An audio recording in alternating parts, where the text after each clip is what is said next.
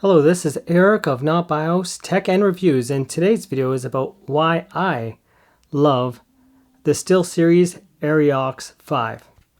Now, a lot of people say you need big hands, but no, you don't need big hands. I measured my hands at 7 inches, which is 18 centimeters across from here to here, and that's small for a guy. The only thing I need big hands for is my corner button. Now, here's some things that I really like about this mouse, and it's not all what you expect. Now, I learned some other tricks since I tried this mouse for editing. So let's say I'm doing some video editing and I need to put some straight lines. Check this out.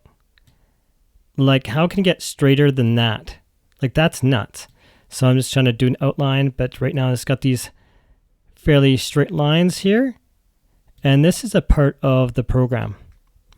So if I want to get rid of these outer barriers, I can actually have a straight line for video editing. Like, I can't do this normally, like, because this is all a part of a setting. So if I actually wanted to get like more detailed in where my edit is, if I want to make it right to the edge, I can do this.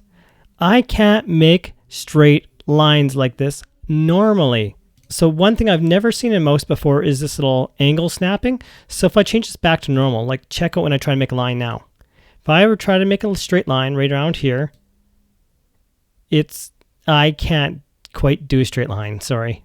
It's the app. It's like, sweet. So the angle snapping can also be used for games as well, so you can get a straight line. But if we look, I'm changing one frame at a time. Literally one frame.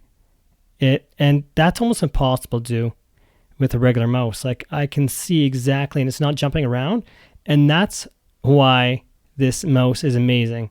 Whether people say it or not, it's actually amazing for even editing. 74 grams. It's not going to make your hands sweaty because of all these little air holes.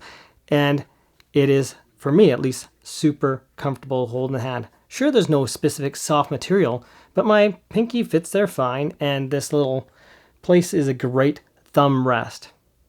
Now, the keys themselves are super easy for me to reach, other than, of course, my small hands right there. And we have a standard Type-C charging port. Really, what's not to love? We have Bluetooth as an option as well, but your 2.4 gigahertz or using it even wired without your 2.4 gigahertz receiver is just fine. It's a nice cable that the mouse comes with. Now let's try some side scrolling, side swipes, and see how this works with the mouse. So how much movement is 18,000 CPI that this maxes out at? Okay, watch how far my hand moves. Okay, we're on one side of the screen right here. Now watch this. Now I'm on the other side. Just that little tiny bit of movement. And that's why I don't quite use that much CPI, but that just tells you how fast this can move. 1500 is kind of slow for me. 3000 is kind of slowish, but 4000, even that doesn't require much movement. Check that out. No acceleration. See? No deceleration, acceleration. Plenty of speed. Even at, let's go to 10,000. So this would be the same as your DPI, the CPI. You can see it moves super insanely fast. Now, for absolute accuracy, I generally run a lower speed, but hey, we all run what speed works best for us and our gaming experience.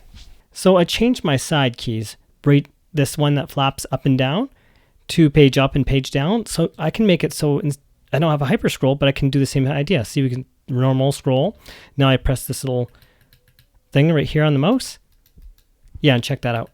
I can scroll just as well as hyper scroll right across the page. So your limitation is your imagination, basically. Page down, page up on this. It's also super fast. So yeah, that's crazy. When it comes to this Steelseries Aerox 5, it's a beautiful mouse with wonderful battery life. However, if you have the RGB on, it does drain the batteries a lot faster. So generally, in my use case, I leave it off.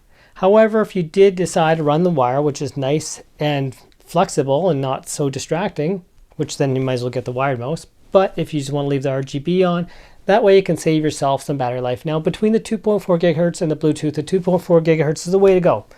Bluetooth is battery savings. That's what it's all about for Bluetooth. And 2.4 gigahertz is performance wireless.